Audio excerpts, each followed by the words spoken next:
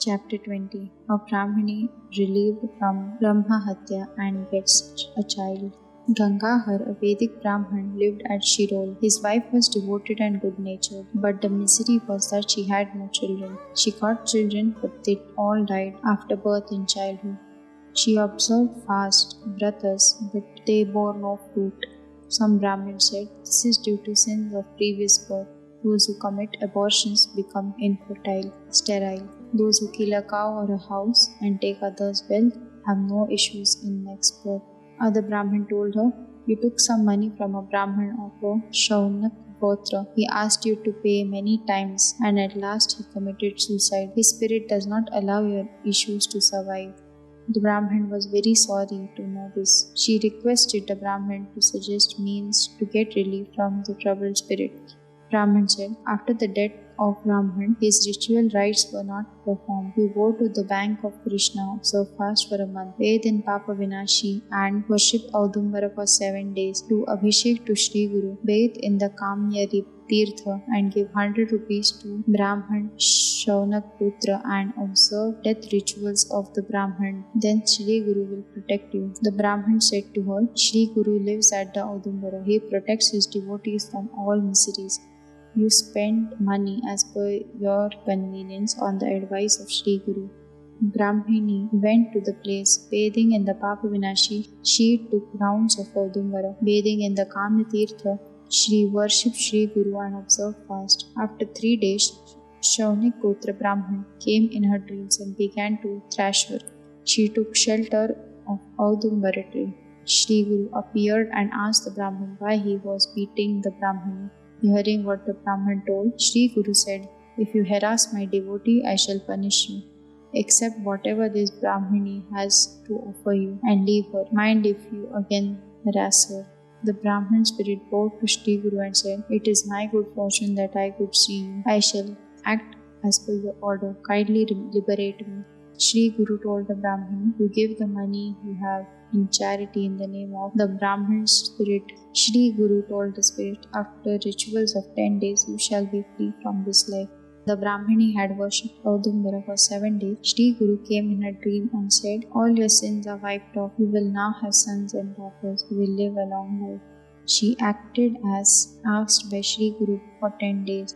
The sin of Brahma Hatya was wiped off and the spirit of the Brahman was liberated. On the last day, Guru appeared in her dream and placed 2 coconuts in her sari and asked her to do the last function, Udyapana of Vrat. The Brahman couple worshipped Sri Guru with devotion. Sri Guru appeared before them. Brahman got 2 sons in course of time. Thread ceremony of the first son was duly celebrated. But the boy fell sick and died on the 3rd day. His parents began to weep in grief. Brahmini said, Shri Guru, you are the donor of true and real things. I believed in your words. How did this happen? Due to the sin of Brahma Hatya, I took your shelter. Next morning, the Brahmins of the place tried to console her and demanded the corpse of the boy for funeral. But she held the corpse of her son at bosom and refused to give it. She said, burn me also with this corpse.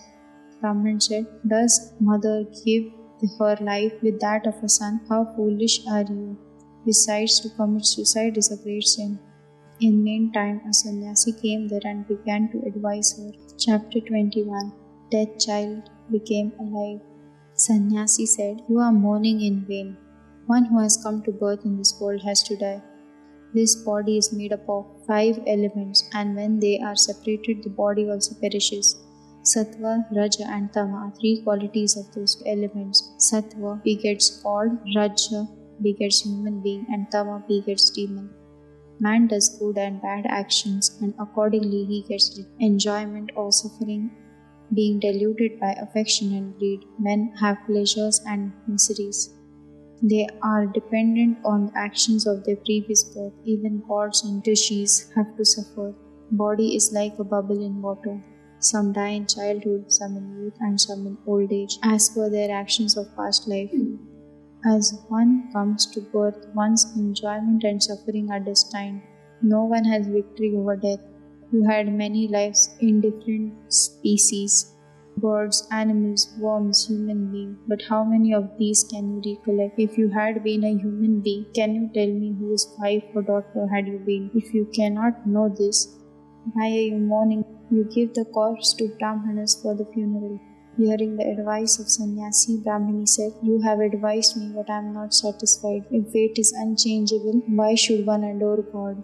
Being unfortunate, I adored Sri Guru. If one has fever, one goes to a physician and seeks relief by his medicine.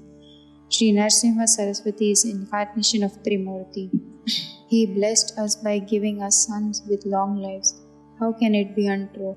In such circumstance, why this calamity should befall me? Therefore, I have decided to give up my life."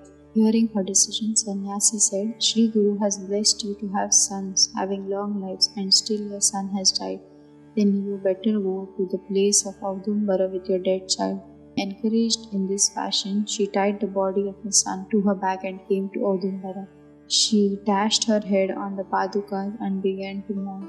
As the night was approaching, Brahmans again asked for the dead body, but she refused to give. Brahman said, "The body will emanate foul odor tomorrow, and then she will have to give it."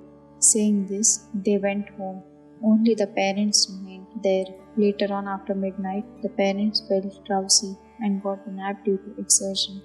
In her dream, she saw a person with vibhuti marks on the body, wearing rudraksha around neck and a trishul in the hand, and had tiger skin on the body. He said to her, "Why are you blaming me and mourning? What ails your son?" Saying so, he applied bhasma or vibhuti to the forehead of the son, opened his mouth, and blew air into it by his mouth. Thus oxygen was infused in his body. The result was that the boy began to move his limbs and came to life. At first, she was frightened. She thought that one sees in one's dreams whatever is in one's mind. But as she awoke, she found that the boy was making movement and his body was warm. The boy sat and asked for something to eat as he was hungry. She took him to her breast. Then she gave up fear and was delighted. She aroused her husband, both bowed to the padukas of Sri Guru and prayed, "Kindly forgive us for our harsh words." They took rounds of the tree and went for bath. After bath, they washed the blood on the padukas and worshipped them with great devotion. By this time it was morning. Brahmins had come there again for the funeral, but they were wonderstruck to see the child alive. All were glad to see this miracle and praised the greatness of Sri Guru.